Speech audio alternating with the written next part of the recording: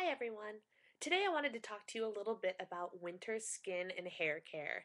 As we all know, tomorrow is December 1st, so winter is fast approaching. As I was driving home today, there were a couple of snow flurries flying by my windshield, and needless to say, I was not a happy person about it. But it got me thinking about what I'm going to have to do for myself to make sure my skin and my hair and everything stays in tip-top condition this winter. Some of you might be thinking, well, what has to change? When winter approaches, your skin and your hair automatically start to get drier. The cold air is really, really harsh on your skin, so some modifications need to be made to your routine. Let's start with lips, for example. Now, everybody likes their moist, flaky lips. You just have to be more conscious, or not flaky. And nobody likes dry, flaky lips. Bleh. So, you need to make extra effort to keep them moist because as soon as you step out into that winter air and that wind gets a hold of them, they will dry up. I lived in Kenosha, Wisconsin for 4 years, so I know those cold, cold winters and they are not fun. So, I've showed you guys this product several times before, but the Nivea Kiss of Smoothness is a staple in my collection of winter moisture things, as well as lip smackers in pretty much any flavor. But I also make a conscious effort to add things like this. This is Neutrogena Lip Boost Intense Moisture Therapy to my routine. I put this on in the morning. I definitely put it on before I go to bed at night. There's really not much to it. It's kind of like Vaseline. There's no color or anything, but it is really, really moisturizing, which is what's important. You need to apply things like this before your lip color, let them really sink in, and keep your lips nice and moist. Just something to be conscious about. The same is true for your face. Now, if you are like me and you have really oily skin, you use things like mattifiers in your lotions. I do too. However, once winter approaches, I change things up a little bit. I am also a very bad allergy sufferer, as well as somebody who tends to get a cold in the winter. And I don't know what it is about my skin, but as soon as the Kleenex touches my nose, it seems, as soon as it happens, my nose starts to peel right around here, and it's actually kind of dry and peeling right now because I've had a cold for a couple of days. But it's a terrible, terrible thing, especially when you're trying to put makeup on and it gets all flaky and gross. What are you supposed to do about it? Well, we know we're supposed to exfoliate our skin 2 or 3 times a week anyway. Yes? Yes. So, what I do to change up my routine a little bit is even though I have oil shine control moisturizers that I put on during the day, at night I have changed my routine now that it has come close to winter. And this is just, I got this at Kohls actually. And it's just basic care for dry skin. It's in a little trial thing because I didn't want to buy the full thing because I clearly don't have dry skin except in patches. But in those patches, I like to put regular or even more intense moisture therapy into on my skin. So at night, when you don't have to go out and it doesn't matter if you're a little bit shiny, before I go to bed, instead of putting on my oil control moisturizer, I put on a regular or a dry skin moisturizer just to keep the skin supple and fresh and nice and hydrated because that is so, so important in the winter.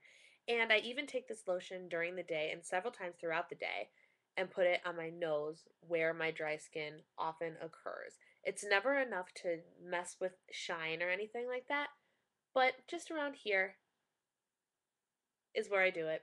And it keeps the dry skin that happens around my nose when you blow your nose at bay, which is super important. Your skin will be much, much happier.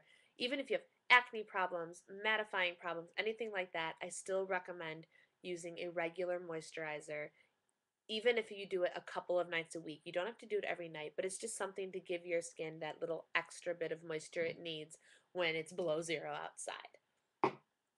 Your body is also the same way. I am a Bath and Body Works person, hands down, and I love their lotions. Their lotions really moisturizing, really, really great. What can you do to make it even better for your skin come winter? Change to a body cream. And I'm just holding up Bath and Body Works ones. This was Orange Sapphire. I have a lot of the little trial guides because I like to try things before I buy full sizes. And then this is Twilight Woods. But the point is not what scent they are. The point is what product they are. And while the lotions are great, in the winter, body creams are better. They're just so much thicker. I mean, look at that. I don't know if you can see. Wait for it. There it is. It's so thick and so creamy and absolutely wonderful. So smear that all over your arms, your legs, wherever, once or twice a day. The best time to do it is when you're just out of the shower and your skin is still warm because it really absorbs things really nice. Another one of my favorite lotion, this is a lotion and not a cream, but it's one of my favorites. Olay Quench is also really, really good. And of course, you do things like pay extra attention to your knees and to your elbows and things like that to keep them extra moist because even though you've got your clothes on, the skin can still get the effects of that winter air. Also, it is a good idea. I don't know how many people do it, but just like you exfoliate your face, you need to exfoliate your body as well. So I have a body polish. This is called Smoothing Body Scrub. This is from Victoria's Secret, room 504. And a body scrub. Let's see if it'll come out. This one is so thick, I can't even handle it. There we go. Look at that. It's like granulated sugar, not even kidding. And you smear this all over your body as well. And it works great when you're in the shower and then you moisturize right afterwards. It's wonderful. So keep that body nice and moist. Hair. I treat my hair a little bit differently as well. I know a lot of people don't wash their hair every day. I try not to wash my hair every day, but sometimes that just doesn't happen. If my hair gets greasy, I don't like it and I have to wash it. So, I have learned recently that you don't necessarily need a shampoo to wash your hair. Conditioners wash your hair as well, ladies and gentlemen. So, a couple of times a week, instead of using, I have a dandruff shampoo, which can be kind of drying to begin with. So, I usually shampoo, then condition, etc. There are a couple of days that I will just clean with conditioner. So, you get the extra moisturizing effects. Your hair still gets clean, but the moisturizing effect is still there and really strong and not counteracted by a shampoo. It is also very important to take a little bit of extra care. This is my favorite hair care product probably ever. It is Aussie 3-Minute Miracle. It smells like coconut, which is wonderful.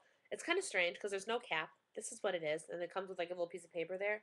And you take it off, and you just squeeze it into your hand. And what you do, you're in the shower, you've shampooed, you've conditioned like normal. Slather this sucker on your hair and leave it on for 3 to 5 minutes, and you wash it out, and your hair is so soft and so wonderful. I recommend doing this at least once a week in the winter, maybe sometimes twice a week. It is just so wonderful, and it takes extra good care of your hair in that horrid winter wind. Also, leave-in conditioners tend to be part of my regimen when winter approaches as well. I still have some of that scrub on my hands. Leave-in conditioner. This is Catch the Wave by Aussie, and what it is a mousse and a leave-in conditioner. So what I do is after I'm out of the shower, sometimes instead of my thickening mousse or my volumizing mousse or whatever other mousse I'm using, I pop this in there because it's just a little extra conditioning, which is so important in winter. One little tip and trick that I have learned recently as well is you know how when you're outside in the winter, hair gets dry and it gets frizzy and staticky. Oh my goodness, the static. It's terrible. So, everybody has a dryer, or if you don't, you have the stuff to dry your clothing, correct? Yes. Get a box of dryer sheets. Not even kidding. Take the dryer sheets and just take one. I don't have one with me, they're out in my basement. But just ever so lightly brush it, like pretend this is the dryer sheet. Just brush it through your hair, especially on the ends a little bit like this. And then run a brush through it, and your static will go away. It's pretty amazing. You can also use Static Guard, and I take my hairbrush and I'll spray a little bit on the hairbrush and brush it through my hair.